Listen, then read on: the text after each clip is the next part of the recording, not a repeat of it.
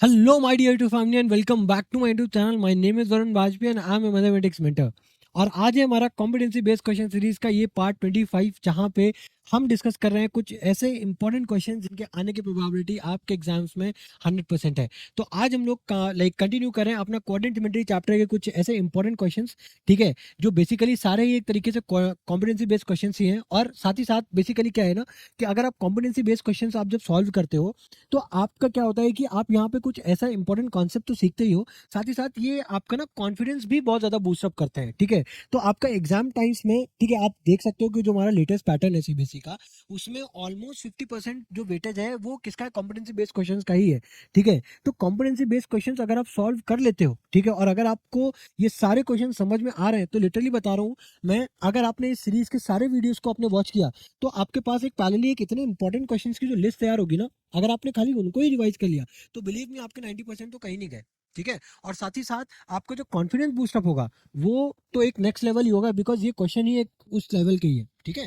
तो अगर आप देखो ये क्वेश्चन क्या है, ये बेसिकली इस वीडियो में हम लोग ना दो क्वेश्चन डिस्कस करेंगे। एक क्वेश्चन तो ये है और दूसरा क्वेश्चन है हमारा ये बेसिकली डिस्टेंस फॉर्मूला का एक एप्लीकेशन है, ठीक है। तो अब अगर आप इस क्वेश्चन को देखो ध्यान से, तो यहाँ पे क्या है, if A B C and D are the vertices of parallelogram, यानी कि हमारे पास एक पैरेललोग्राम, सबसे पहले ना मैं एक पैरेललोग्राम यहाँ पे ड्रॉ करता हूँ, ठीक है।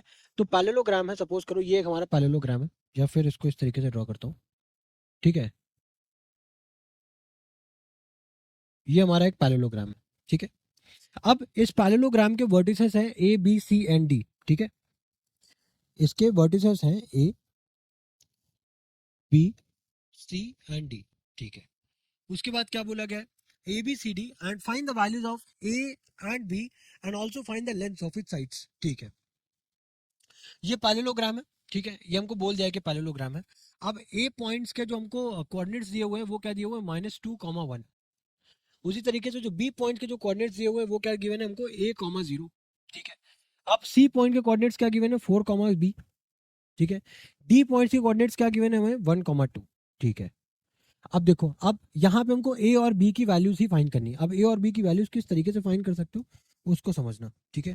अब अगर मैं डी पॉइंट और बी पॉइंट को अगर मैं मैच कर देता हूँ और ए पॉइंट को सी पॉइंट से अगर मैं मिला देता हूँ, ठीक है, तो यहाँ पे ये दो डायगोनल्स आ गई। अब हमको पैरेललोग्राम की खासियत क्या होती है डियर, कि जो पैरेललोग्राम की जो डायगोनल्स होती है वो आपस में अनइक्वल होती है, बट इनका जो मिड पॉइंट होता है वो दोनों का बराबर होता है, यानी कि ए बी का, सॉरी, जो डी बी का मिड पॉइंट होगा वही ए सी का मिड पॉइंट होगा, ठीक है। अब मिड पॉइंट का फॉर्मूला क्या होता है, मिड पॉइंट का फॉर्मूला क्या होता है, अगर मैं मिड पॉइंट फॉर्मूला की बात करूं, ठीक है, मिड पॉइंट फॉर्मूला की अगर मैं बात करूं तो वो क्या होता है कि x1 प्लस x2/2, ठीक है, और y की अगर बात करूं तो y1 प्लस y2/2, ठीक है। अब अगर मैं d और b का, ठीक है, इन db, अगर यहाँ पे मैं मिड पॉइंट की बात करूं, मिड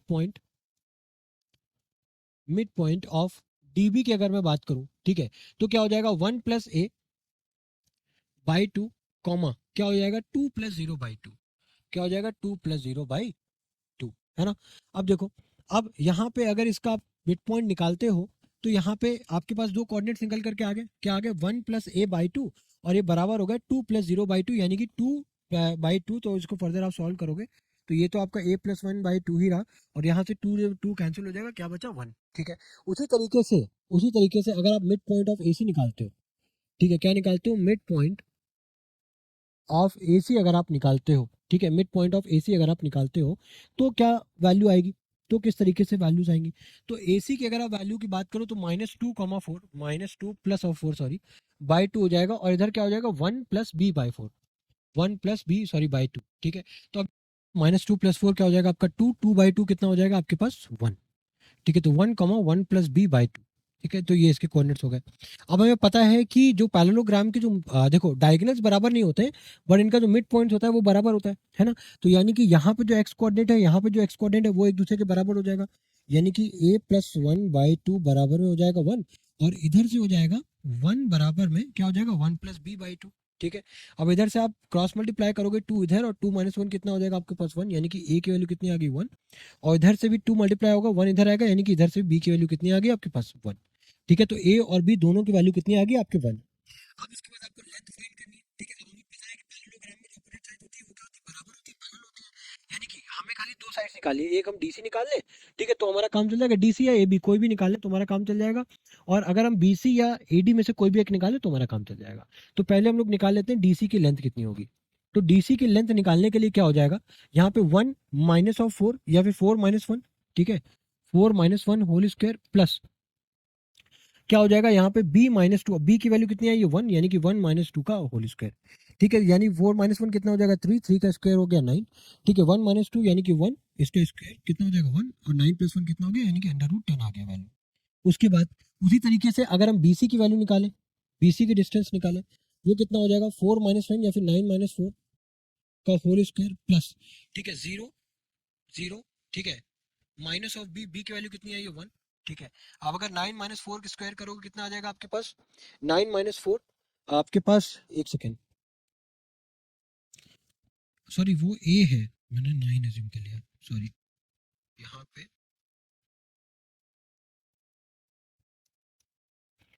ये हमारे पास ए है, ठीक है, तो ए की वैल्यू कितनी है 1, ठीक है, तो माइनस सॉरी 1 माइनस ऑफ 4 का होल स्क्वायर प्लस, ठीक है, क्या हो जाएगा 1 माइनस 4 या 0 माइनस बी, 0 माइनस बी का होल स्क्वायर।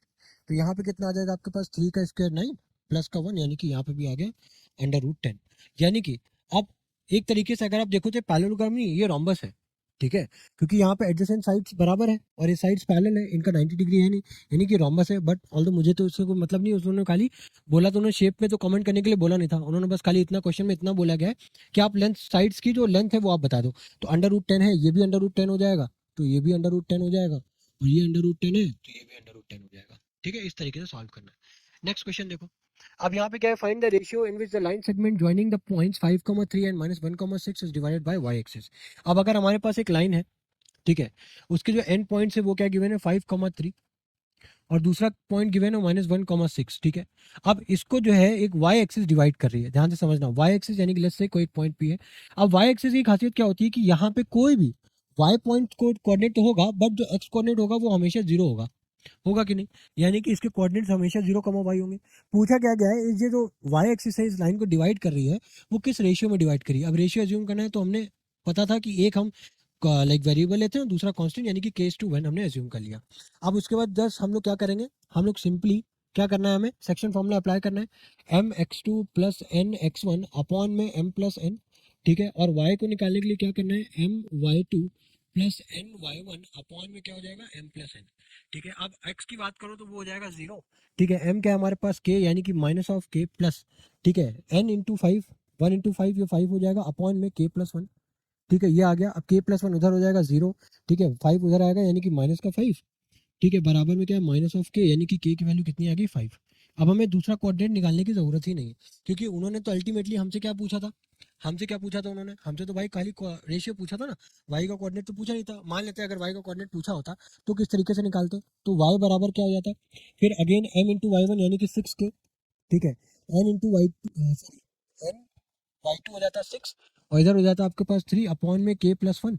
अब k की वैल्यू अपन ने निकाल ली है जो कि हो जाएगी 5 प्लस 1 6, ठीक है, इधर क्या हो जाएगा आपके पास k की वैल्यू 5 थी, 5 6 30 प्लस 3 कितना हो जाएगा 33/6, ठीक है। तो y की वैल्यू क्या हो जाएगी आपकी, y की वैल्यू क्या हो जाएगी आपकी भाई, 3 2 6, 3 1 3, यानी कि 11/2, यानी कि 5.5, ठीक है, ये वैल्यू आपको निकाल ली।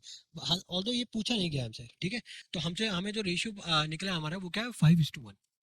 तो आई होप ये दोनों क्वेश्चन जो इस वीडियो में हम लोगों ने डिस्कस किए वो आपको अच्छे से समझ में आए होंगे।